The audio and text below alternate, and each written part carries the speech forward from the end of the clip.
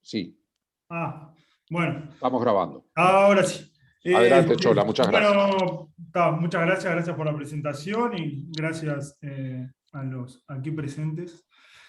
Y bueno, la idea era contarles un poco de regresión lineal funcional, que es un tema que empezamos a trabajar, bueno, es con Antonio y con José Ramón. Lo que les voy a contar empezamos hace 2, 3 años. Para mí era un tema bastante desconocido, de hecho, de datos funcionales sabía bastante poco, pero me pareció que estaba bueno contarlo acá en el seminario, porque es distinto a lo que usualmente les suelo contar de conjuntos, iconos y demás. Acá no, es una charla libre de conos. Y bueno, les voy a compartir un poco algunas cosas que nos salieron, las que no nos salieron. Y bueno, y algunas cosas que están hay un trabajo en Archive que armamos, y si quedan ahí detalles y cosas, pueden preguntar o pueden bichar ahí el trabajo. Y bueno, la idea es contarles eso, un poco de regresión lineal funcional basado en RKHS. Para eso, a ver si me deja, ahí va. Primero voy a contar muy por arribita qué es la regresión lineal funcional, el problema clásico, el problema L2. Después un bastante de RKHS, porque asumo que acá hay gente que no sabe qué son los RKHS, por más que también sé que hay gente que sabe mucho más que yo de esto. Y bueno, la idea es tratar de contarles algunas cosas de RKHS, la definición, las propiedades y demás, y después ya ir a lo que hicimos en el trabajo, que es la estimación de la beta del modelo RKHS, tratar de relacionarlo con el modelo de componente clásico de regresión lineal funcional basado en componentes principales. Y bueno, y si me da el tiempo, contarles algunos resultaditos ahí que nos salieron y los que no salieron. Bueno, entonces vamos a empezar por regresión lineal. Esto básicamente en un marco muy general se podría establecer como el problema de: yo tengo una variable aleatoria i a valores reales y un elemento en un espacio de Hilbert, y tengo un modelo de ese tipo, ¿verdad? Tengo un operador, un funcional lineal, aquí va a valores reales, y tengo un ruido aleatorio que se asume independiente de las X, ¿no? O sea, ese es el modelo que yo voy a tener. Y bueno, vamos a suponer, vamos a enmarcarnos en algo más particular, que es decir, el H es el L2 de 0,1, ¿está bien? Entonces el gamma lo puedo escribir como el producto interno con un cierto beta, ¿está bien? Vamos a pedir que las X estén en L2 de omega para todo T, que el ruido tenga esperanza 0, varianza finita, y entonces en ese caso particular, el modelo se escribe de esa manera. ¿Está bien? Ustedes me interrumpen, ¿no? Digo, Sí, Chola, ya te interrumpo. ¿Qué es el ruido en un espacio de Hilbert? Me hace ruido, pero no sé. No, ahí es una variable aleatoria, porque el I es real. Ah, ok, Se, entendí. se puede hacer regresión funcional con respuesta funcional, pero acá la respuesta es real. Entendí, gracias. El Hilbert es el H. Sí, sí, entendí, gracias. Bien, entonces vamos a trabajar en un modelo de este estilo. Perdón, este es el modelo L2, digamos. Nosotros no vamos a trabajar bueno, en algunos casos el modelo L2 va a ser un caso particular del RKHS. Pero este es el modelo clásico L2, donde uno después, a partir de una muestra ID, que quiere, por ejemplo, estimar el beta, ¿no? ¿Se entiende? Entonces, bueno, ¿qué es lo que se hace usualmente en el modelo L2 clásico? Es lo siguiente: decir, bueno, uno resta las esperanzas, multiplica la ecuación anterior por x menos esperanza de x, ¿verdad? Multiplica en los dos lados y toma esperanza, ¿no? Eso es lo que les queda en la ecuación siguiente, ¿no? Multiplica por x menos... La esperanza de x ahí es un elemento del espacio de Hilbert, ¿no? Y menos esperanza de y es un número real. Y lo que te aparece a la derecha no es otra cosa que el operador de covarianzas del proceso, del X. Está bien que por definición va a ser un operador de L2 en L2. Está bien que en un cierto T, aplicando Fubini, se llega a que es la covarianza entre X de S y X de T por U en S, ¿no? O sea, ¿Qué es lo que nos está diciendo esto? Y bueno, que si uno quisiera hallar el beta, lo que tendría que hacer idealmente, si pudiera hacerlo, si pudiera, porque no va a poder, es invertir el K, ¿verdad? Hallar la inversa del operador K. Entonces, toma inversa de los dos lados y despeja quién es el beta. Eso es lo que se hace, esto es el análogo de lo que se hace en regresión lineal en vectorial, digamos, en dimensión finita. Uno plantea la matriz, invierte, con el caso en que es invertible, y ahí haya el beta. Bueno, ¿qué es lo que sucede? Que el operador de covarianzas, desafortunadamente, en general no es invertible. ¿Está bien? Es un operador que se puede probar que es autoadjunto, es un operador no negativo, y es un operador de Hilbert-Smith. Y por ser de Hilbert-Smith, Hilbert-Smith quiere decir que si vos agarrás una base, esa suma te queda, o sea, una base ortonormal, esa suma te queda finita, eso se puede probar que no depende de la base, y los operadores Hilbert-Smith son etc. Entonces, bueno, ¿qué es lo que pasa? Al ser un operador de Hilbert-Smith, es compacto, por lo tanto no es un operador invertible. Entonces, uno no puede ahí aplicar la inversa del operador y despejar el beta. ¿Está bien? ¿Estamos bien hasta acá? Más o menos. Este es un pantallazo general del modelo L2 clásico y les voy a contar la idea de cómo se resuelve y muy por arribita de cómo se resuelve. ¿Alguna pregunta?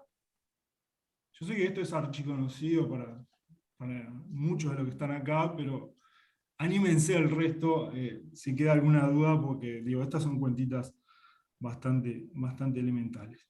Sí, yo tengo una, Alejandro, perdón, Sí, interrumpa. Capaz que es elemental, pero ¿por qué si es compacto no es invertible?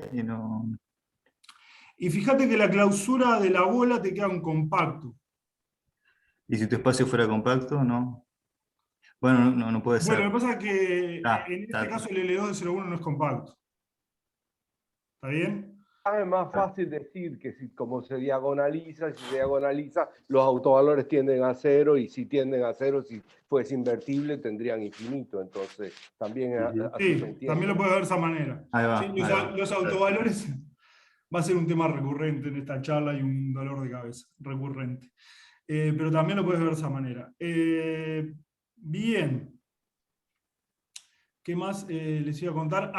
Entonces, uno no lo puede invertir y lo que hace es, por ejemplo, lo que se hace es decir, se puede probar que el x menos esperanza de x se escribe como una suma de ciertas variables independientes. ¿Está bien? Esto es la descomposición de Carun-Loewe. Bueno, no me sale.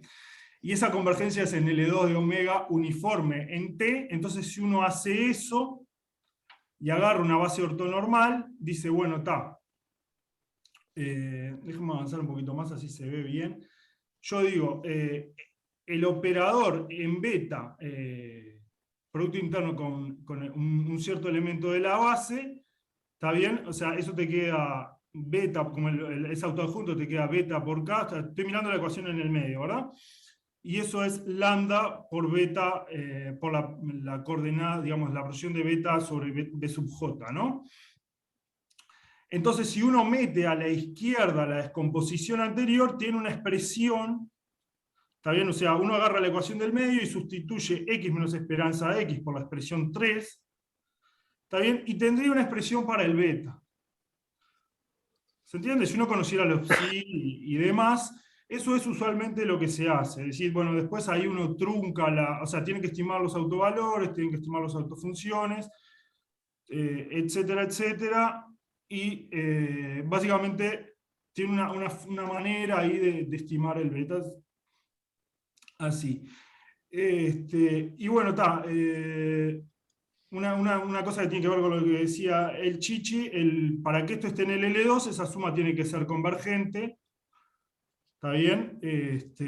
Y bueno, ya ven que ahí aparece un problema con los autovalores, porque si los autovalores son chiquitos y uno puede llegar a tener ahí un problema de estimación, ¿no? de la beta. Pero bueno, esta es la metodología clásica, digamos, de resolver esto, ¿no? Si uno tiene esa descomposición, puede escribirlo de esa manera, que básicamente lo que hace es hacer componentes principales. ¿Está bien? Bueno, esto es lo que no vamos a hacer en el modelo RKHS y ahora les voy a contar por qué. Entonces, bueno, el modelo L2 tiene algunas desventajas y ventajas, pero les voy a contar algunas desventajas. Lo que sucede es que el L2 de 0,1 es un espacio, entre comillas, demasiado grande, en el sentido de que muchas veces para hallar los betas se usan regularizaciones, penalizaciones, suavizados, y etcétera, para excluir funciones demasiado irregulares. La evaluación no es un funcional lineal continuo, o sea, si uno agarra el proceso y lo evalúa en una cantidad finita de coordenadas, eso no te da un funcional continuo, ¿tá? Y eso es un problema si uno quiere hacer selección de variables, o sea, si uno quiere elegir las mejores variables, mejores en algún sentido, que eso es lo que hace. Hay un trabajo de Antonio y en la tesis de doctorado con Beatriz Buen y con José Ramón, donde hacen selección de variables, o sea, tratar de buscar los puntos, o sea, hacer una regresión buscando los puntos quedándose con una cantidad finita de puntos, ¿no? Pero perdona, Chola, perdona, eso no está para mí ni definido, ¿no? ¿Será porque estoy dando el curso de medida? Sí, ese es otro problema. El L2 no es un espacio de funciones, es un espacio de clases de equivalencia. Y eso es un problema porque en realidad, claro, vos agarrás, bueno, vos dada la trayectoria lo podés evaluar, pero no tenés una continuidad ahí en el sentido L2, dos cosas pueden estar cerca en L2 y puntualmente no pueden estar en cualquier lado. Entonces, digo, no vas a poder aproximarlo con una muestra finita, le podés estar errando muchísimo, ¿no? Digamos, porque no necesariamente, o sea, estar cerca en L2 no te garantiza que estar puntualmente cerca. Y además eso que decís vos, el L2 no es, al ser un espacio de clases de equivalencia no tiene sentido preguntarse, bueno, cuánto es la función en un determinado punto, ¿no? Cosa que, bueno, que si uno quiere hacer selección de variables, es importante. Y después, el modelo finito dimensional no es un caso particular del L2, ¿tá? Porque si lo fuera, básicamente lo que te pasa es que esto tendría que ser un funcional continuo. ¿Está bien? Entonces tiene ciertas desventajas. Algunas las vamos a poder sortear con el modelo RKHS, que ahora les voy a contar cuál es. Otras no. No vamos a zafar en general de pedir... O sea, lo que pasa es que el modelo RKHS lo que hace es decir, no busques en todo el L2, sino que buscate en algo más chico, en un espacio de funciones más lindo, más regular, y cambiale el producto interno. ¿Está bien? Ni siquiera va a ser un subespacio porque le vas a estar cambiando el producto interno, pero va a ser como algo más regular. Y aún en ese caso a veces hay que aplicar regularizaciones y demás, y eso se los voy a contar ahora. Pero el modelo L2 básicamente tiene algunas desventajas, se usa mucho, porque bueno, es como la construcción directa de lo que uno hace en dimensión finita. No puede invertir el operador de covarianza, entonces lo trunca, y por eso viene la parte de la diapositiva anterior, de truncar una cantidad finita de proyecciones, estimar los autovalores, las autofunciones y todo eso, y es como una extensión casi directa de lo que se hace en dimensión finita, ¿no? Por eso es que es tan natural y surge de manera tan natural, ¿no? Eso.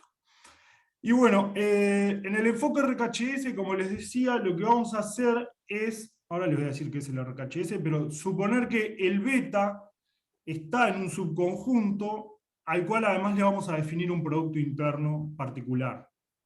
También no vamos a usar el producto interno L2, sino que vamos a usar un producto interno particular que va a depender de un núcleo. Por eso se llama RKHS. Una cosa que quería comentarles ahora antes de empezar a contarles lo de los RKHS. Lo de los RKHS no es una invención de la estadística, ni mucho menos, es algo que viene del análisis funcional, y de hecho un RKHS es un espacio de Hilbert de funciones donde la evaluación es un funcional lineal y continuo, y ahí no aparecen ni la estadística, ni las variables aleatorias, ni nada. O sea, esa definición es general. A partir de esa definición, que fíjense que pide que es un espacio de funciones donde la evaluación es o sea, vos metés, es un espacio de Hilbert donde la norma hace que el funcional evaluar sea lineal y continuo. ¿Tá? Eso es en general. A partir de ahí se puede construir un kernel usando que es un espacio de Hilbert y el teorema de Riesz y todo eso. Pero bueno, es algo que viene del análisis funcional. De hecho, el semestre pasado, Fernando, di un curso un seminario de RKHS. Es algo que está muy estudiado en el análisis funcional y hay pila de propiedades súper interesantes de los RKHS y demás. Y yo les voy a contar muy por arribita algunas construcciones de los RKHS y cómo se relacionan para tratar de entender un poco de qué estamos hablando, y después cuando haga regresión lineal en RKHS no quede como una cosa. O sea, me pareció que asumir que todos sabían eso no estaba bien, ¿no? Entonces, bueno, ¿qué son los RKHS en nuestro contexto particular? ¿Tá? O sea, no va a ser un espacio, o sea, sí, va a ser un espacio de Hilbert de funciones donde la evaluación es continua, pero no lo voy a definir así, sino que lo que vamos a decir, vamos a agarrar un núcleo continuo, simétrico, semidefinido, positivo, y vamos a agarrar todas las funciones, ¿tá?, que podemos escribir como combinación lineal finita de eso. ¿Está bien? Entonces, esas funciones definen un espacio que le llamamos H0 de K. ¿Tá? Son todas las funciones que yo escribo, agarro un K. K va a ser, obviamente, la esperanza entre x de s y x de t, ¿verdad? O la covarianza. En realidad vamos a asumir que tienen esperanza 0, pero digo, K de st va a ser la esperanza entre x de s y x de t. Como uno más o menos ya se lo va imaginando. Pero digo, bueno, esta construcción es, agarro un núcleo que lo vamos a asumir continuo, semimétrico, semidefinido positivo, y me considero todas las combinaciones lineales finitas que puedo hacer con eso. ¿Está bien? ¿Está claro quién es el H0 de acá? Fijo el S, ¿tá? Y la función en un tiempo, en un S es un punto del 0,1, es una combinación lineal de Ks evaluados en ciertos tiempos t sub i, donde la primera coordenada queda fija. Y los a sub i son números reales. ¿Se entiende esto? ¿Sí? Sí, sí. Entonces, después, ¿qué hacemos? Definimos un producto interno ahí y decimos que tal, es lo que uno espera. Si uno agarra dos combinaciones de esas, lo que hace es la suma doble de los A sub I. La F ahí está definida por ciertos A sub I, la G por ciertos B sub J. Entonces hace la suma de los A sub I, B sub J, K de S I, T de... S sub I, T sub J. ¿Está bien? Eso hay que probar que, bueno, define ahí un producto interno. ¿Qué es lo que pasa? Esto no es así definido, no es completo. ¿Tá? Pero bueno, es un espacio donde tenemos un producto interno que depende del K. ¿Y qué es lo que hacemos? Bueno, el RKHS asociado al K chiquita es el límite puntual de sucesiones de Cauchy en este espacio. ¿Tá? ¿Qué quiere decir eso? Las sucesiones de Cauchy en el H0 de K, ¿tá? Ser de Cauchy en ese espacio, eso lo vamos a ver ahora, va a implicar la convergencia puntual. Entonces, bueno, de hecho, como estoy suponiendo que el K es continuo, voy a tener convergencia uniforme. ¿Está bien? Entonces, bueno, puedo hablar del límite de esa sucesión de Cauchy, y esa es la completación de mi espacio H0.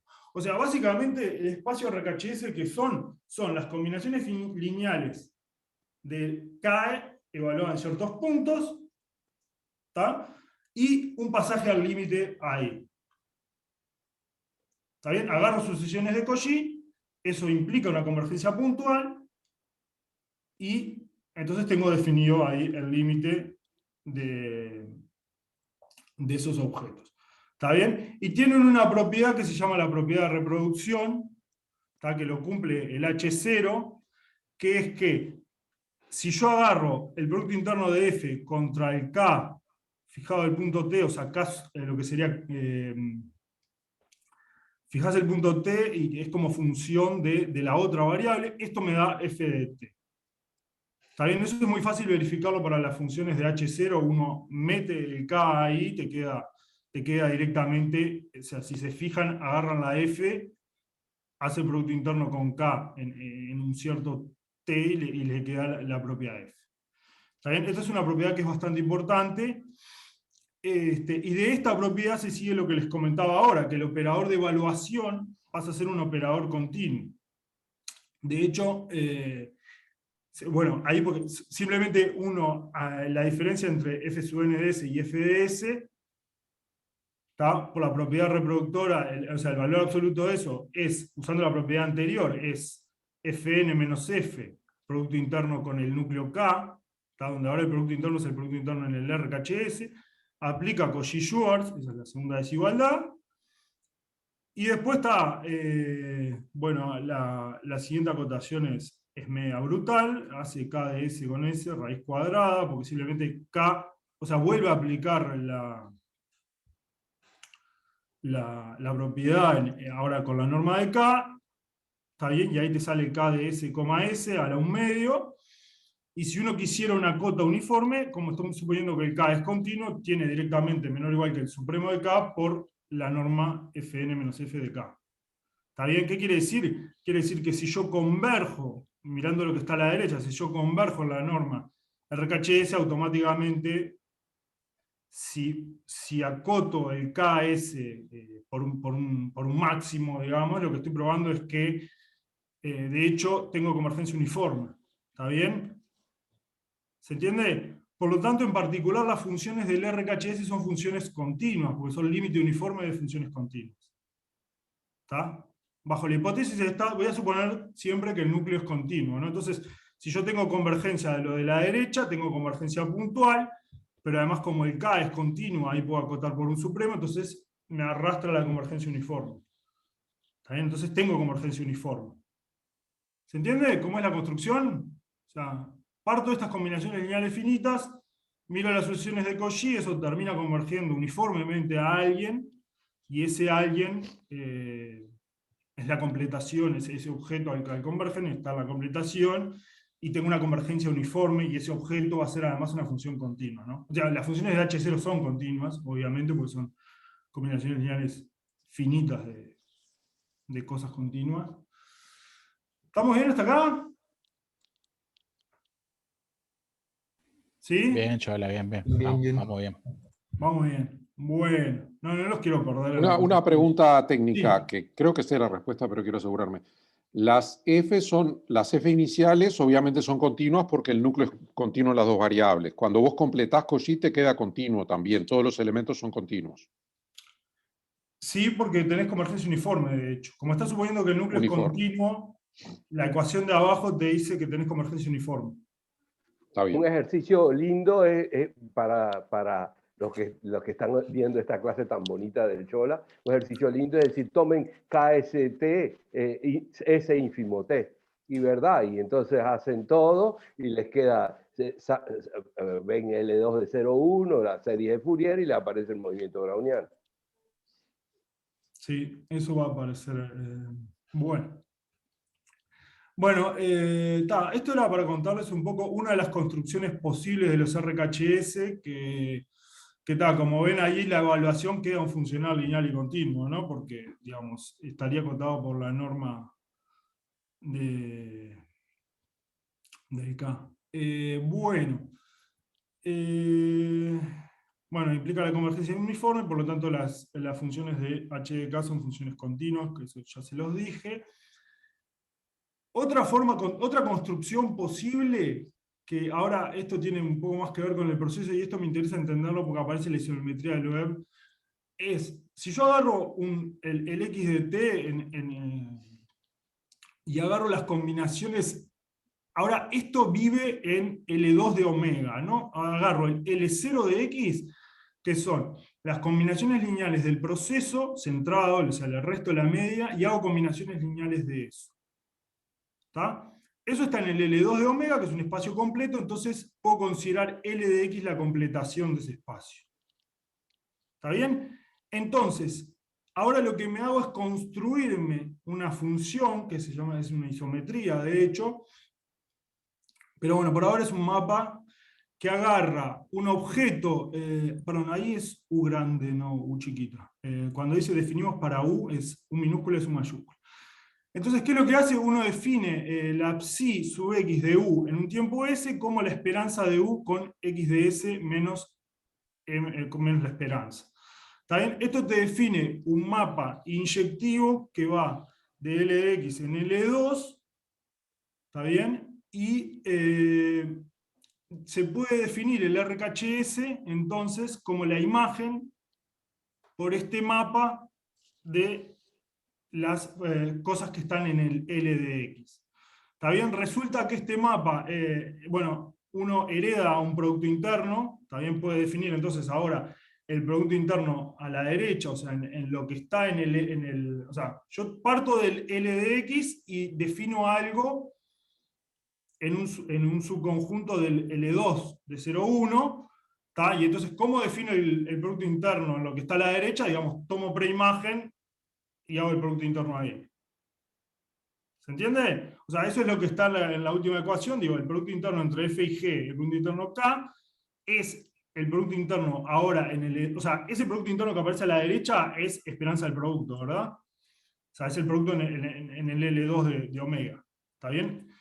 Y bueno, lo que resulta es que, como la psi es una isometría, entonces lo que tengo es que tengo una isometría entre el L de x y el h de k, y automáticamente, digo, esto es inmediato, si uno aplica la psi a x menos m de x, obtiene las k chiquitas.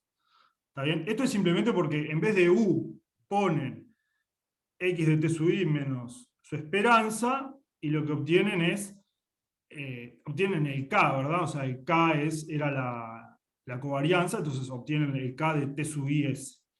¿Está bien? Entonces automáticamente esas funciones están en el RKHS. Esta es otra construcción posible. Parto de las construcciones. Lo interesante es que aparece la isometría de Loeb, que es bastante útil, y ahora vamos a ver qué tiene que ver con el modelo lineal funcional. Perdona, Chora, no entiendo de las AES. En el E0 de X, suma de igual 1 a P de A sub I. ¿Esas A sub I están fijas, varían? ¿Qué son? No, esas a subir varían, perdón, ahí me faltó decir que son todas las combinaciones lineales finitas de x en ciertos tiempos restando su media. Hago x menos m. Es decir, me faltó decir ahí que las AES pueden variar. Son todas las combinaciones lineales. Te da un conjunto de variables aleatorias que completas. Ahí va. Lo completo, y eso me define el L de x, y defino una transformación desde... En realidad la transformación está, bueno, la estoy definiendo desde el L de x en un subconjunto, y como lo que tengo acá es completo y el L2 es completo, la imagen me va a quedar un espacio completo. Y le defino un producto interno a partir de ir para atrás. Esos AES vendrían a ser los mismos que los que pusiste cuando hiciste las combinaciones de los núcleos, digamos. Sí. Lo que haces es multiplicar por la covarianza y la Ahí covarianza. va. Eso es lo que aparece en la última línea, dice observar que como la psi te manda al proceso centrado en un tiempo S a la K, las AES son las mismas. Exactamente. Bueno, y esto aparece la famosa isometría de Loeb, que nos va a ser de utilidad ahora cuando definamos el producto interno. Y bueno, otra construcción posible del RKHS es a partir del operador raíz cuadrada del K. O sea, si uno agarra el K, un kernel continuo, tiene un operador compacto, existe la raíz cuadrada, es única, y se puede definir el RKHS como aplicarle el operador raíz cuadrada a todo L2. Y eso te define... Faltó la hipótesis de positivo definido, si no... Sí, el K es continuo de semidefinido positivo. Sí, perdón, me faltó eso. Sí, acá K es un kernel como los que... Sí, si no. Bien. Entonces otra definición posible del RKHS es la imagen por el operador un medio, por el operador raíz cuadrada del L2. ¿Está bien? Y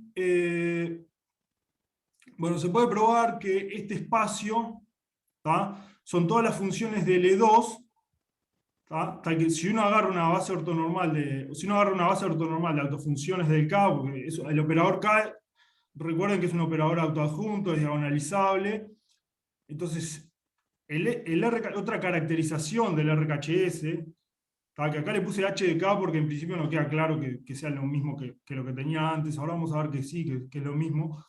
Pero bueno, son todas las cosas cuya serie de Fourier cumple la propiedad de que al dividir sobre raíz de lambda i, me queda, o sea, los coeficientes esos, f, producto interno de f con b sub i sobre raíz de lambda i, está en el L2. ¿Está bien? Y como decía el Chichi, los lambda i se van a ir a 0. Por lo tanto, lo que estamos diciendo en el RKHS es que el producto interno de f con b sub i se tiene que ir a 0 muy rápido. ¿Está bien? Es como una especie de condición de regularización en el fondo, porque tenés que hacer que la serie sea convergente, la serie de los cuadrados de f con b sub i sobre lambda i, tiene que ser convergente. Entonces, como lo de abajo se te va a 0, esos productos internos se te tienen que ir a 0 muy rápido. ¿Está bien? ¿Está? Bueno. En realidad, que el H, o sea, las dos igualdades anteriores son bastante fáciles porque, digamos, que el H, los dos H de K que aparecen acá son iguales, digo, eso es simplemente porque estás aplicando el operador un medio. Entonces te termina quedando, las que al dividir sobre raíz de lambda tienen que estar en el E chica 2, ¿no? Entonces, como les decía, la condición esta de que esta serie esté en L chica 2, o sea, que esa suma sea convergente, impone una condición de regularidad, porque se puede probar por el teorema de Mercer que va a aparecer ahora, esa suma es convergente. Digamos, la suma de los lambda, de hecho, te da la integral del K, que como es continuo, te queda finito, entonces esa suma es convergente, que sí que los autovalores se van a ir a 0 suficientemente rápido como para... y bueno, y eso hace que los productos internos de f con cada uno de los vectores de la base tengan que ser, o sea, es como que... Ahí no es la integral doble en S y en T, Chola. No, creo que no. Bueno, no importa. Lo otro lo acota. Parece que no. No, está bien. Pero ahora lo vemos. Bueno. Y el producto interno, entonces, uno podría definir, o sea, a partir del operador un medio, tiene este espacio, que es mandar todo L2 por el operador un medio, y ahí define un producto interno que es simplemente el producto interno entre f y g, como f con b sub i, g con b sub i, dividido lambda sub. Entonces, la primera pregunta que se hace es: ¿qué tienen que ver todas estas construcciones? O sea, ¿son la misma, no son la misma? ¿Qué pasa ahí con esas construcciones? Entonces, muy brevemente, ahí aparece el teorema de Mercer, que si uno agarra un núcleo simétrico definido positivo, entonces puedes componer el K chiquita en una suma de los autovalores del operador por el producto de las autofunciones. Esa convergencia se puede probar que es absoluta para todo ese IT, o sea, meto valor absoluto y eso converge, y además es uniforme en 0,1 al cuadrado. Tenés una convergencia absoluta uniforme en 0,1. No, de ahí te sale, como los B tienen norma 1, en realidad la integral de K de SS es la suma de los lambda, ¿no?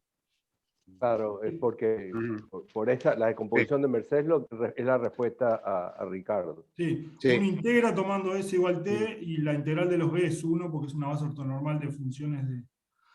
Entonces, ¿por qué estoy metiendo este teorema? Porque quiero tratar de contarles más o menos por arriba por qué todas estas construcciones, sobre todo la de los autovalores y la anterior, son la misma, ¿no?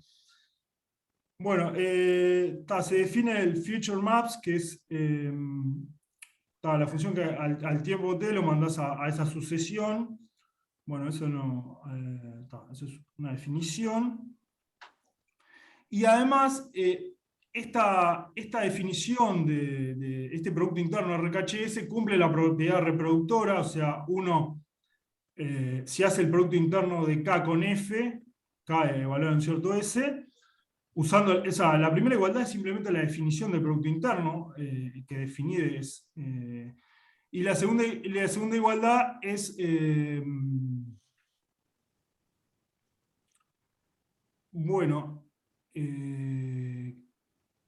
La segunda, claro, K de B sub I es lambda por el B sub I, entonces me queda, o sea, B sub I es una autofunción. O sea, entonces está, la segunda igualdad es por eso, y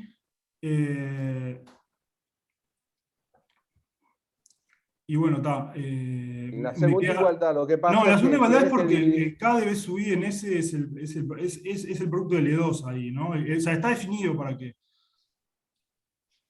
K de B sub I en S es la esperanza de K de S con B sub I. ¿Está bien? No sé, Chichi, ¿quería decir algo más? Disculpa que te... Exactamente lo que estabas diciendo, que en el fondo el BSUI es, por un lado se define de una manera por tu producto escalar y por otro lado es la autofunción de K. Entonces por eso aparece el lambda I, el lambda I se va. Sí, ahí va. Entonces está, ahí te aparece... sí, ahí los productos, esos son los productos L2.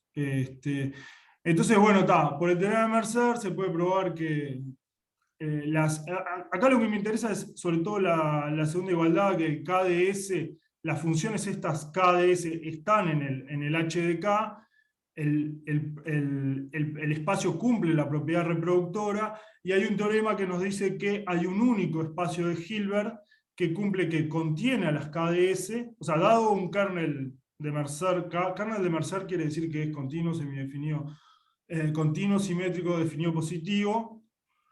Entonces, bajo esas hipótesis, tenés un único espacio de Hilbert que cumple las tres cosas. O sea, si cumple las tres cosas, si tenés un espacio de Hilbert donde el kernel K cumple las tres cosas, entonces tenés un único en definitiva. O sea, quiere decir que los dos espacios anteriores contienen a las K, porque uno era las combinaciones lineales finitas, los dos cumplen las condiciones de reproductora, o sea, que es la propiedad 2, que eso es lo que acabo de probar, y el espacio generado por las K es denso en H, que eso es lo que me faltaría probar.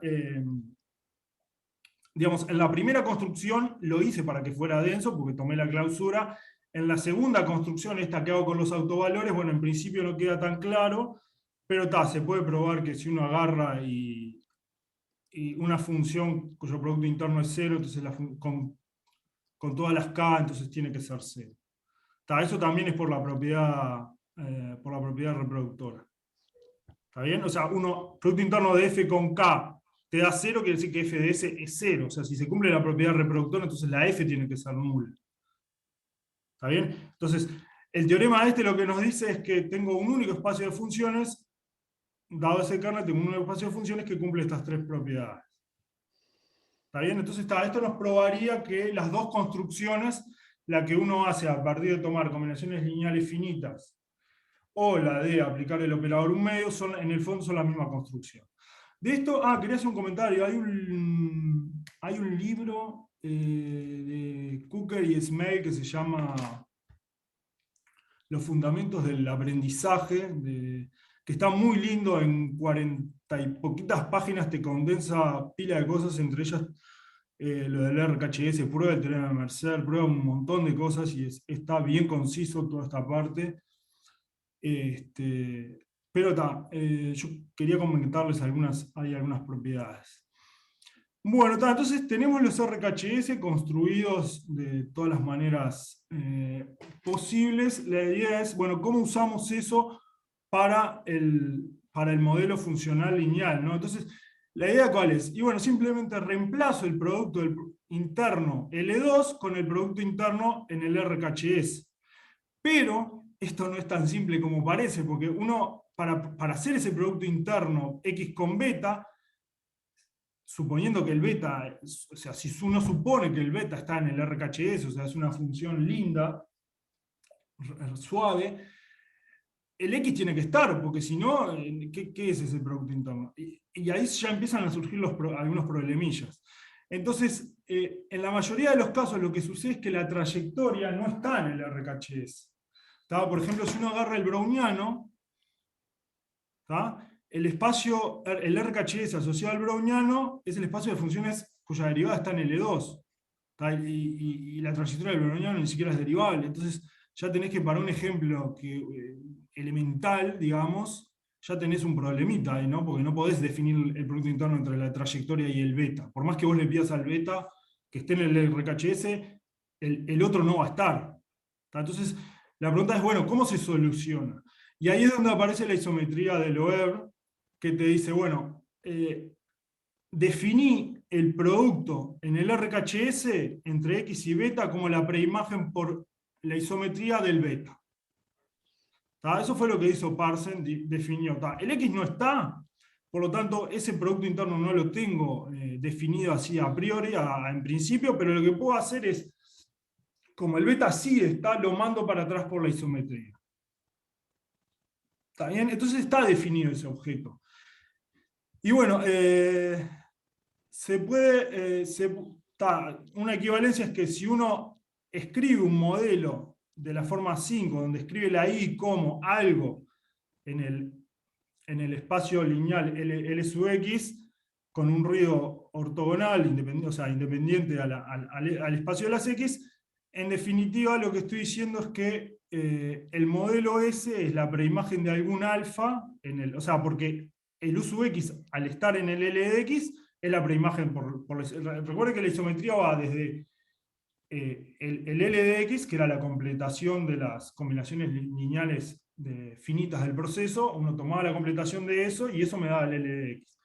La isometría va desde el L de X a un subconjunto de L2, que lo definí como el RKHS, entonces está ese elemento U de X va a ser preimagen de algo. ¿Está bien? Entonces, el modelo donde escribo I como alguien en el L de X, más un elemento ortogonal o un independiente al espacio S, en definitiva se escribe como está en la ecuación 6. ¿Está bien? Uno se pregunta, la primera cosa que le hace ruido es, pero ¿por qué Parsons definió eso? O sea, ¿qué es eso? ¿Por qué preimagen por la isometría? O sea, al principio parece poco intuitivo, ¿no? Muy poco intuitivo. Pero bueno, está. Eso va a venir ahora. Se los voy a contar. Por lo menos en el caso finito es bastante natural la definición que hace Parsons de ese producto interno. Van a ver que queda muy natural. Y bueno, entonces el modelo que vamos a tener va a ser un modelo donde psi sub x a la menos 1 de alfa es el producto interno en el RKHS, lo definiste para que sea eso, más un épsilon. ¿Está bien? Ese es el modelo RKHS. O sea, es un producto en el RKHS definido a través de la isometría más un error independiente. Y bueno, usando la propiedad reproductora, se llega a que el alfa no tiene más remedio que ser la esperanza de I con X de T, o sea, es la covarianza cruzada. Simplemente porque uno hace la propiedad reproductora, te dice que alfa de T es el producto interno, ahora en el RKHS entre K y alfa, como si es una isometría y la preimagen por la isometría de K es el X, tenemos la segunda igualdad, ¿verdad? El producto interno en el RKHS es igual o sea, te queda, es el producto interno en el L2, eso sería la segunda igualdad. Bueno, después despeja quién es psi sub x a la menos 1 de alfa, bueno, es I menos epsilon. Ahí el epsilon debería ser el mismo epsilon, quedaron levemente distintos. Y bueno, después, como el epsilon es independiente, eso te queda la esperanza de I con X de T. ¿Está bien? O sea, te queda la covarianza cruzada. Eso te queda el alfa usando la propiedad reproductora. Bueno, muy bien. Entonces, la idea está, yo tengo un modelo, pasé del modelo L2, sustituí ese producto interno L2 por el producto interno RKHS, que se define a través de la isometría, y lo que queremos es tratar de estimar el alfa.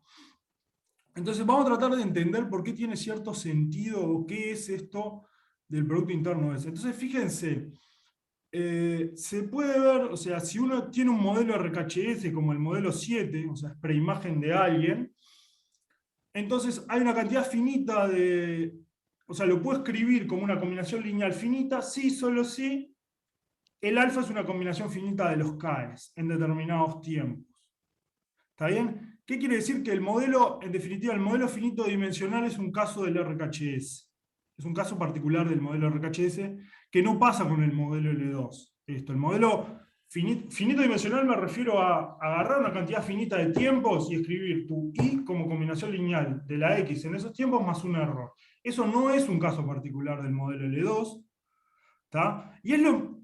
A ver, está todo bien con el modelo L2, lo queremos, pero uno lo que quisiera, o sea, o por lo menos estaría bueno que el modelo finito dimensional estuviera incluido en tu modelo, ¿no? Entonces, una de las fortalezas, me parece a mí, del modelo RKHS es que el modelo finito dimensional es un caso particular. Es agarrate un alfa, que es una combinación de Ks, eso te da una función en el RKHS.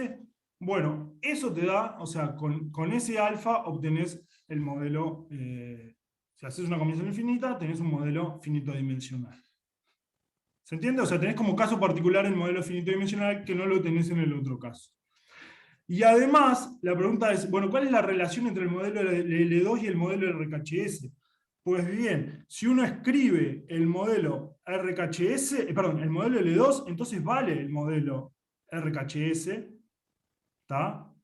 O sea, el modelo RKHS incluye el modelo L2, ¿está? Y eso se debe a que el producto interno L2 es algo que está en el LDX. ¿Tá? Este objeto, producto interno entre beta, es una variable aleatoria. Esa variable aleatoria está en el espacio LDX, entonces es la preimagen por alguien de la isometría. Entonces, el modelo L2 es un caso particular del modelo RKHS. ¿Está bien? Eso es una cosa bastante interesante. Y recíprocamente, uno se podría preguntar, bueno, ¿cuándo el modelo RKHS es un caso del modelo L2? Y bueno, si la beta que te estás tomando en el modelo L2 es tal que al aplicarle el operador te queda el alfa, entonces si vale el modelo 7, o sea, si estás en el modelo RKHS y la imagen por el operador del beta te da el alfa que estás tomando, entonces estás en el caso del modelo L2.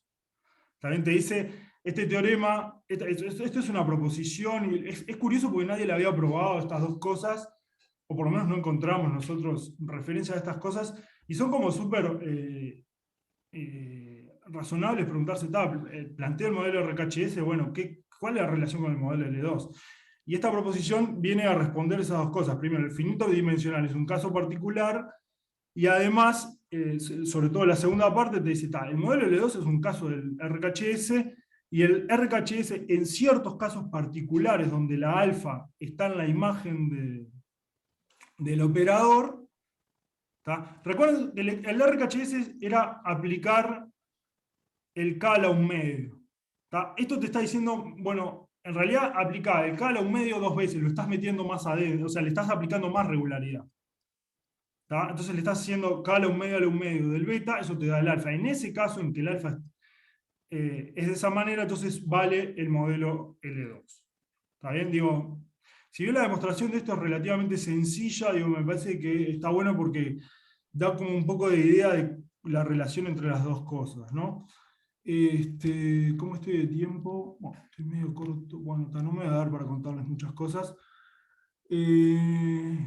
Otra cosa que quería contarles es que, como les decía hoy, usualmente uno para resolver el modelo L2 lo que hace es proyecta sobre una cantidad finita de vectores, a veces la base de vectores de autofunciones asociadas al operador.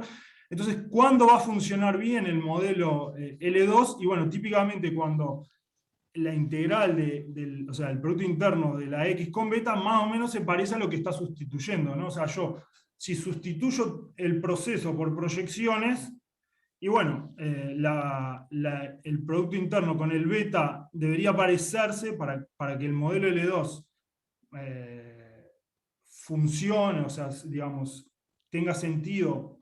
Quiero decir, para que tenga sentido sustituir tu proceso por tu proceso proyectado, y bueno, el producto interno del proceso contra el beta tiene que más o menos parecerse a proyectar con esa cantidad finita de coordenadas, ¿no? Eso es, si no, lo que estás cambiando una cosa por otra que no tiene nada que ver.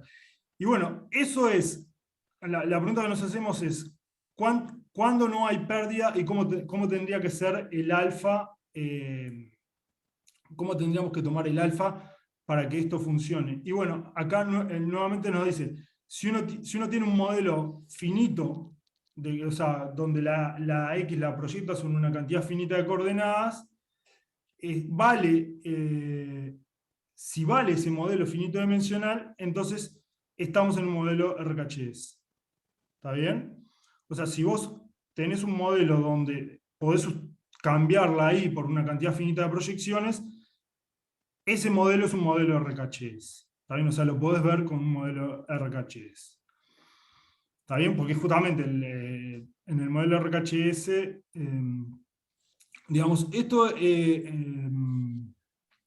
sale simplemente usar la isometría al ver, no es muy complicada la cuenta esta. 26. Y otra, recíprocamente, si estás en un modelo RKHS y el alfa está en el espacio generado por el operador aplicado a una cantidad finita, entonces, o sea, si el alfa es de determinada manera, entonces estás también a tu modelo de la forma 9. O sea, en esos casos tendría sentido sustituir tu proceso por proyecciones.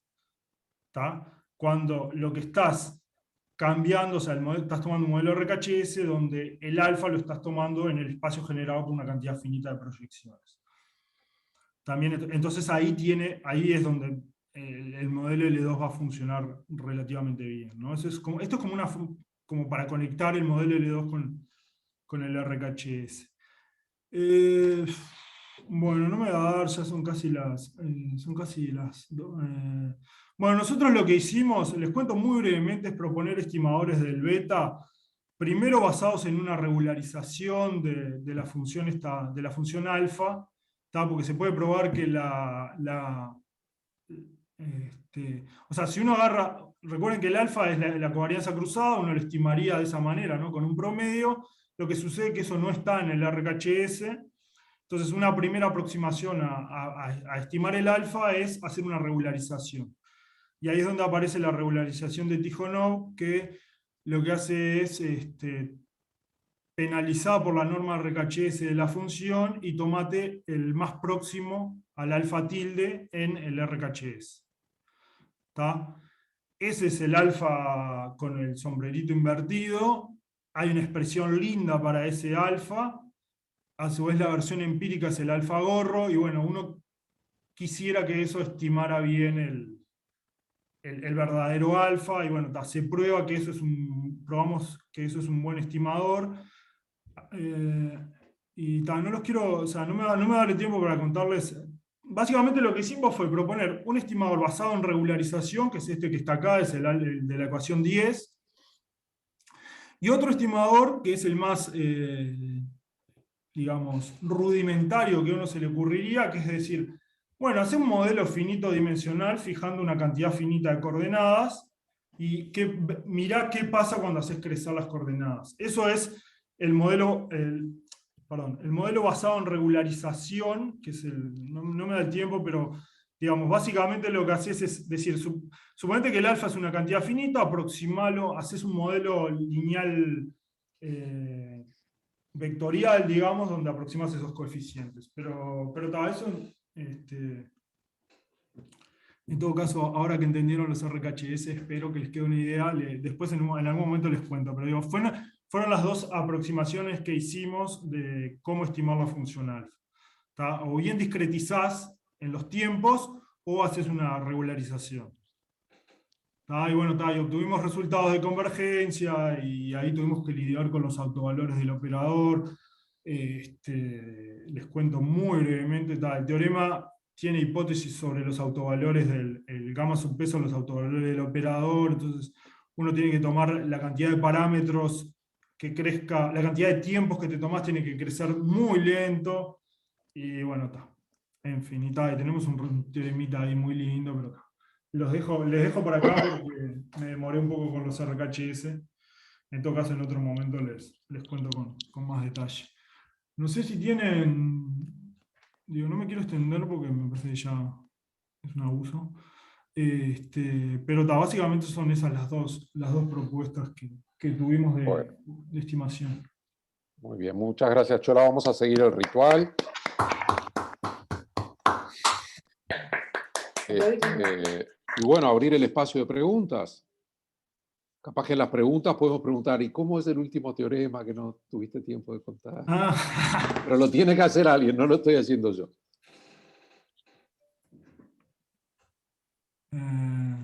No, pueden ser preguntas de los RKHS o de lo que quieran. Digo, yo hay cosas que más o menos sé, otras que no. Algunas no salieron, otras no nos salieron. Les puedo contar las que no nos salieron. Pero está, es... Te hago una pregunta. Restringir a los procesos que viven en el RKHS es demasiado violento, son demasiado pocos los procesos que viven directamente ahí. Y sí, no lo hicimos nosotros, pero lo que pasa es que las trayectorias, ya te digo, si vos agarrás el browniano, ya las trayectorias no te viven en el RKHS. No, pero un proceso gaussiano, eso Chichi tiene que saber, un proceso gaussiano suave o Enrique. Porque la covarianza del proceso es el núcleo, una historia de esas, no se puede Sí, meter. puede ser. Sí, Sí, porque hay una relación, ¿no?, entre la covarianza y las derivadas que tiene. Claro, porque en el fondo proceso. son los espacios de Sobolev pesados, porque el núcleo, tú vas a tener derivadas, pero cuando tienes derivadas el movimiento browniano, porque es K ínfimo T. Si no, tienes que pasar, por ejemplo, a procesos estacionarios, pero en procesos estacionarios KSS es K de 0, ¿verdad? Porque, bueno, porque KDSS es KDS menos S.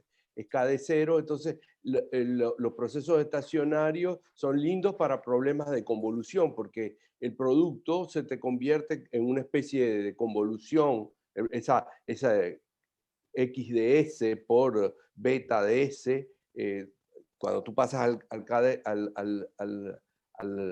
cuando tú pasas al reproductor, entonces es como si estuvieras haciendo convoluciones. Es muy lindo, es decir, hay diferencia entre trabajar con un núcleo KDST que trabajar con un núcleo KDT menos de S menos T. Hay sutilezas que son interesantes. Es decir, si tú tienes un núcleo, si tú tienes un proceso estacionario, ¿verdad? Y tienes una función continua, entonces el supremo es K de 0, ¿verdad? Porque todos sabemos, es la... Entonces, puede ser la idea de Ernesto, puede ser muy interesante. Yo creo que hay gente que lo ha hecho cuando estima en espacio de Sobolev, esencialmente. Cuando estás en L2 de 0,1, si tomas que la primera derivada esté continua, entonces tienes esos espacios de Sobolev para que sean L2, ¿no? Esos espacios de Sobolev. Y en el espacio H1, en el H1 de 0,1, la evaluación es continua, ¿no? Porque, bueno, tienes Claro, derivadas. ese parece ser el espacio más chico en el que la evaluación es continua, ¿no? Es decir, sí, la derivada está en L2, entonces integraste con una función continua. exacto. El núcleo reproductor me parece que te vas como que sacás demasiado, pero bueno, yo qué sé. No, pero el núcleo reproductor, si tú tomas, fíjate, suponte que tomas T ínfimo S. T ínfimo S es el inverso, entre comillas, es la derivada segunda. Y el operador te queda la derivada segunda con condiciones de 0,1, es decir, el puente browniano. Si pones condiciones en 0,1, así, porque construye el operador integral de 0,1 T ínfimo S por F de S de S. Ese operador integral tiene, por integración por parte, su inverso es la derivada segunda. Eso es la derivada segunda. Y si pones condiciones de frontera, digamos, por ejemplo, periódicas o lo que fuese, entonces vas a tener un desarrollo en serie trigonométrico. Y entonces allí es natural que aparezcan las derivadas como contrapartida al núcleo reproductivo. A mí me parece que es interesante Además, una cosa que no dijo Alejandro, pero que estaba en su exposición, en realidad él hace todo en L2 de 0,1, pero en realidad está haciendo en L2 en un L2 de espacio de funciones, esencialmente, en un L2 de medida, esencialmente. Si ustedes se dan cuenta, porque en el fondo, si tomo funciones reales, por supuesto, en cualquier espacio, en RD, por ejemplo, no en RD, en un compacto de RD, su esquema esencialmente, por eso es tan bonito que hiciera Alejandro, esa igualdad entre los espacios, porque cuando tienes un espacio de funciones L2 de un compacto de RD, entonces lo que hace es que trabaja con el operador de covarianza y te olvidas toma lo F, ¿no? Y entonces ahí es general lo que hiciste, esencialmente. Sí. Sí, Tú lo hiciste muy delicado porque pasaste de L2 de 0,1 al RHS, pero tú puedes perfectamente decir, bueno, ahora tengo esta formulación abstracta usando la isomorfismo de lo F. Y eso te permite estar en cualquier espacio. Sí. En cualquier espacio de funciones. ¿No? Sí. Muy lindo, muy didáctico, bueno, gracias. Muy bien. Me faltó contarle las cuentas que habíamos hecho, pero eso próximamente. Bueno, nos cuenta el semestre que viene. No, el semestre que viene no se puede porque ya la multitud que tenemos, que no... Fila de espera. Tiene una fila de espera. Tendrás que hacer un seminario especial. Bueno. No, yo quería elogiar al Chola porque la manera de hacer matemática de él siempre va, como que él demuele todo lo que tiene y le da, ¿no? Como que, bueno, Ricardo sabe de eso. En el sentido de que en realidad esta fue una charla de análisis funcional, si se ponen a pensar. No, pero bueno, está bien, digamos, sobre la organización de la charla. No tanto, Ernesto, porque el primero, Parsons tiene mucho tiempo de muerte, primero. Y Parsons pensó esto para un problema de regresión finito-dimensional. Es decir, es verdad, estaba todo el teorema de Merced, todo eso, pero él lo hizo con una motivación estadística. No, estamos de acuerdo, pero yo lo que digo, porque trabajé con el Chola y lo conozco, que él cuando tiene un problema que tiene un contexto, el que sea, va y estudia el contexto con toda energía, digamos, y eso es valioso, porque, digamos, todos nos hemos enfrentado a problemas y decimos, bueno, pero acá tengo que estudiar esto, que no es exactamente lo que yo hago, entonces trata como de esquivarlo, ¿no? Y no es el caso y me parece que eso es muy remarcable. Muchas gracias, Cacho. Sí, por eso abrí un poco el paraguas de que algunas cosas de estas, las estudié en su momento, algunas más o menos las sé, otras pero bueno. No sé, ¿alguna pregunta más? No sé quién. La grabas. Está, la grabas. ¿Te animás a mostrar el teorema de vuelta? ¿Cómo? ¿Te animás a poner la diapositiva con el teorema? Sí. Me aparece un cartel acá. ¿Ustedes están viendo bien la pantalla? Sí. Ahora, el teorema. Acá, el de la discretización. O sea, acá lo que hacemos es escribir como una cantidad. O sea, esto viene de antes, perdón.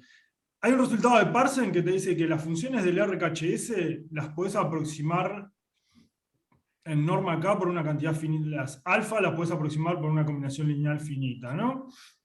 En la norma del RKHS, siempre que te tomes una grilla que se vaya refinando, ¿no? Entonces, esto lo que sugiere ese lema es decir, bueno, no aproximes el alfa, sino que trata de aproximar el alfa sub p, que es quedarte con una cantidad finita, por un alfa gorro sub p. ¿Está bien? En definitiva, lo que haces es pasar a un problema...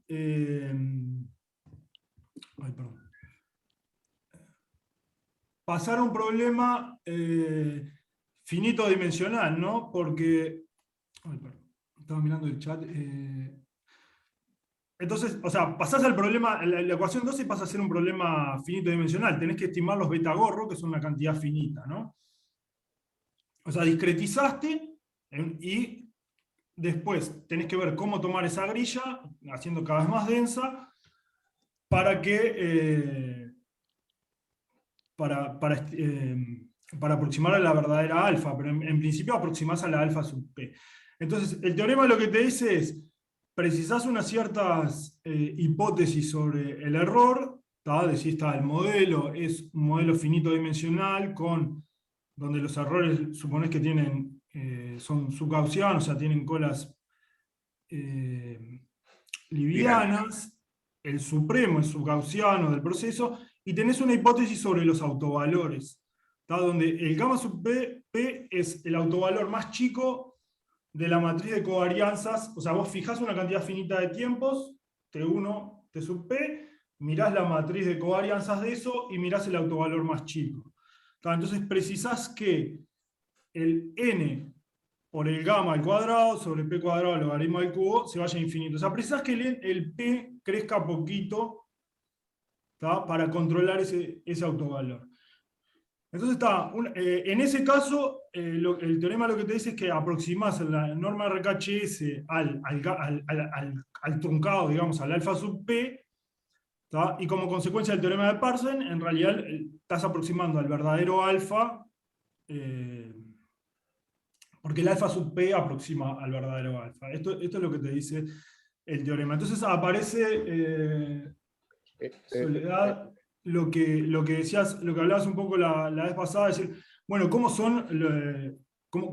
aparecen los autovalores ahí del operador. Y en principio la primera pregunta que nos surgió es, bueno, está fenómeno, tenemos una hipótesis sobre el autovalor más chico, ¿qué proceso los cumple? ¿No? O sea, ¿cómo tomo el P? Y bueno, eso logramos probar un resultado que si tenés un proceso de Levi, entonces el autovalor más chico, y acá hay que discretizar en tiempos de la forma 1 sobre P, 2 sobre P, o sea, tenés que tomarte una grilla que es espaciada. Entonces, ahí el autovalor más chico, si lo multiplicás por P a la 1 más algo, tiende a infinito. ¿Está bien? Para procesos de Levi, y creo que tienen que ser procesos continuos, o sea, no sé si, no me acuerdo, creo que no, con incrementos estacionarios independientes, no, esto está bien. Acá, en ese caso, tenés que el autovalor más chico tiende a esa tasa, y después hay un resultado que esto no lo hicimos nosotros, que si tenés un browniano fraccionario, te queda como 1 sobre 2 P a la 2H, el autovalor más chico. Digo eso en respuesta a decir, estás poniendo un teorema, bueno, decime algún ejemplito donde se cumpla, ¿no? Digo, que es como lo primero que uno quisiera hacer. Pero si tienes ruido gaussiano, sí. Si tienes ruido gaussiano, son colas subgaussianas y tiene el supremo.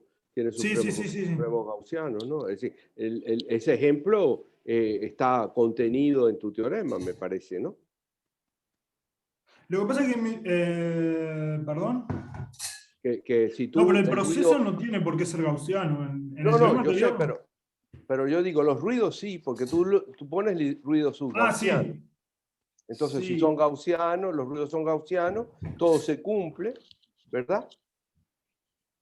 Y es tu proceso X el que es extraño, ¿no? Sí. Pero vos decís que... a ver, no entendí el comentario, disculpa. Digo, tú pusiste que los ruidos son subgaussianos. Es decir, si los ruidos son gaussianos, son subgaussianos. Sí. Y si el ruido si tienes un proceso gaussiano, ¿verdad? Que está acotado, entonces el supremo, por el teorema de Landau, etcétera, es subgaussiano, ¿no? Entonces ya tienes una colección de ruidos en donde se cumple, ¿no? Claro. Y también funciones de esos ruidos que mantienen la cola, ¿no? Funciones, ya ahí tienes una familia. Ahora, lo que tú estabas hablando era sobre X, ¿no? los W, esos sí. ¿Bajo qué hipótesis? O sea, ¿cómo es el autovalor más chico de la matriz? Eso es lo que... Porque la condición 3 te limita... o sea, depende del autovalor más chico, porque uno a priori eso no lo conoce. Y la proposición esta lo que te dice es que, digamos, tiende a 0, pero no mata a un P a la 1 más delta, digamos. Tiende como 1 sobre P a la algo, pero no llegas al 1 más. O sea, no sé si se entiende eso o, no sé, Sí, da una velocidad, está claro. te da una velocidad del autovalor más chico. Y tal, después se conoce que para los fraccionarios te queda 1 sobre P a la 2H. Y vos decís que eso es un proceso de Levi con varianza finita centrado. Sí, ¿no? Sí. Entonces, Sí, para tener covarianza, si no, no tiene covarianza. Claro.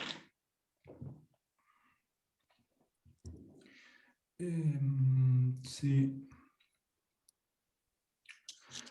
Sí. Y para el browniano queda eso, que sabes exactamente. No sé exactamente. Ah, sí, pará, eso se sabe. Pará, eso está estudiado, se sabe. Ay, Es la ahora no- matriz, es la matriz ínfimo, ¿cómo es? Sí. Es una No me matriz de acuerdo ahora de Toeplitz. memoria, pero está hecho eso. Está hecho y no me lo acuerdo. Pero está hecho. Porque es un caso particular de esto que vos contás acá, Sí. obviamente. Bueno, yo no sé si te puede quedar mejor que esto, porque en realidad como la suma tiene que ser convergente. A ver.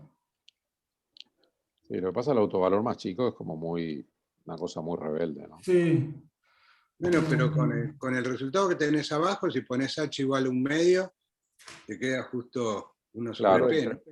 Eso es lo que dice Re, está perfecto. Sí, pero ahí no te queda convergente. A ver, lo que pasa es que estás sumando. Sí, no es el auto. Sí, te queda 1 sobre P, está bien. Está bien, y 1 sobre P por P a la 1 más delta tiende a infinito, ¿no? Sí, eso es cierto.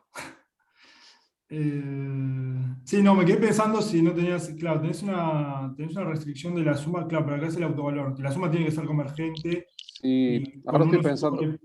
Sí. en los procesos de Levi en general, cuando tienen parte browniana, la parte browniana domina, entonces son como más fáciles, pero si son saltos puros, ahí me pierdo más. Pero está, no sé. Pero si son saltos puros, y tú dices saltos puros con varianza. Sí, un proceso de Poisson, digamos, que salta 1 y -1 nomás, algo así, bien Bien claro. sencillo.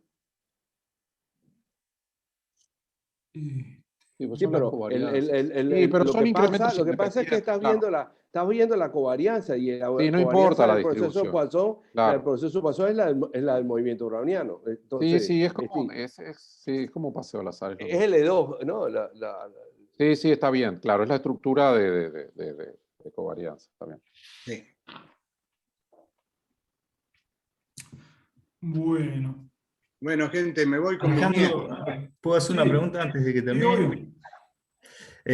Capaz que está muy lejos porque me perdí un poco al final, pero al principio nos estabas diciendo algo como, bueno, nosotros tenemos estos resultados acá y en estos RKHS, pero incluso estos resultados de acá no, como que no, en todo el RKHS no te funcionaban y que te ibas a restringir o ibas a hacer regularización, creo que dijiste, y yo me quedé pensando, porque creo que algunos espacios de Sobolev o de Besov creo que se pueden ver como RKHS, y dentro de esos espacios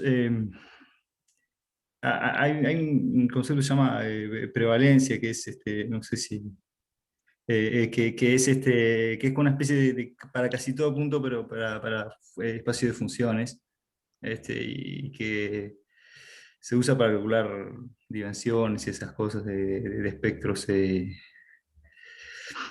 regularidad, pero nada, me preguntaba si pero capaz que, viste la reacción, capaz que estoy tirando la pelota para otro lado. No, desconozco, no sé, mandame y no sé.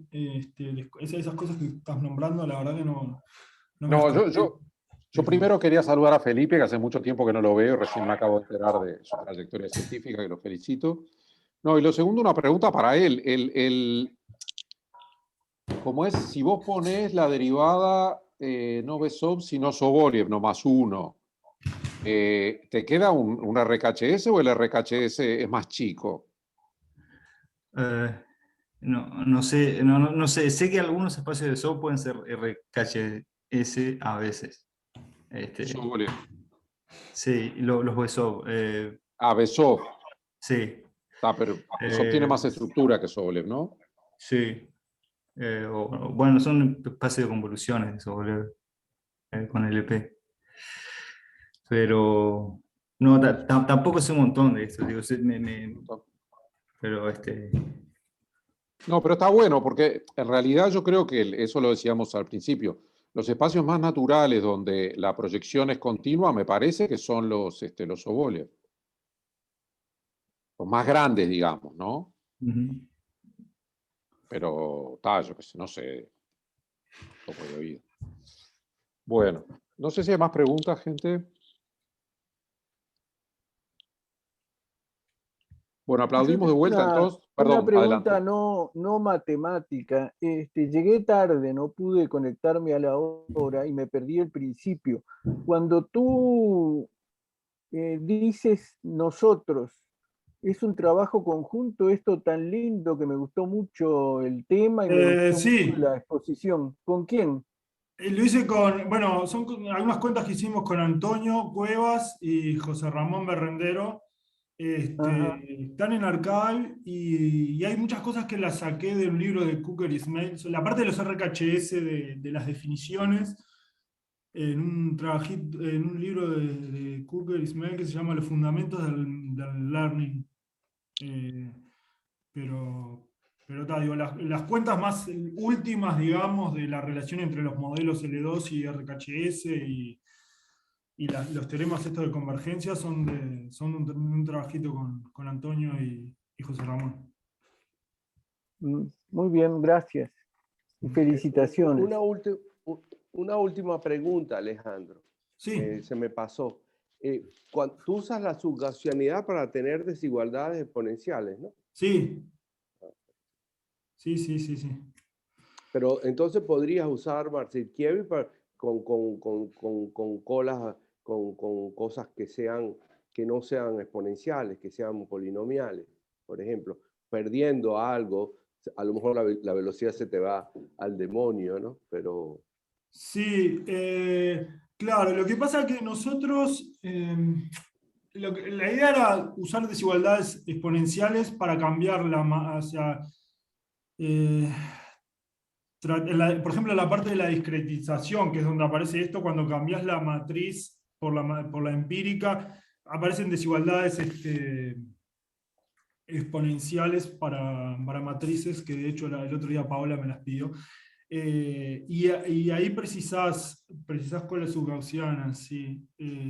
Vos decís que eso capaz que vale, puede ser, con hipótesis más débiles, sin tasas, puede ser. Sí, pero digo, lo que pasa es que se puede perder mucho en la velocidad, porque fíjate que Sí, tú en el fondo estás muy constreñido por tu convergencia del mínimo autovalor. Como decía Ernesto, el mínimo autovalor es muy feo, ¿no? Entonces tu velocidad te la va a determinar el mínimo sí. autovalor y por eso el hecho de que tengas desigualdad exponencial te permite trabajar en un rango. A lo mejor con una desigualdad de Marcinkiewicz sobre momentos, a lo mejor ya no tienes ese margen para conseguir algo relativamente potable como el resultado que ustedes tienen. Pero no sé. Sí, no lo sé, la verdad. Pero no lo sé, pero lo pienso, para la próxima charla. Pero no sé. Bueno. Muy bien. Bueno, agradecemos de vuelta entonces ahora los que resistimos hasta el final. Y hasta el final estamos cerrando el semestre con esta charla del Chola. Tenemos una planificación para el segundo semestre fantástica, diría yo, con una gran actividad de Nico Frevenza que nos hizo un seminario internacional. Y bueno, la UDELAR definió que el segundo semestre va a ser virtual. Entonces la discusión del retorno la tenemos pendiente. Pero bueno, dejo de grabar y pasamos a lo que quieran, ¿no?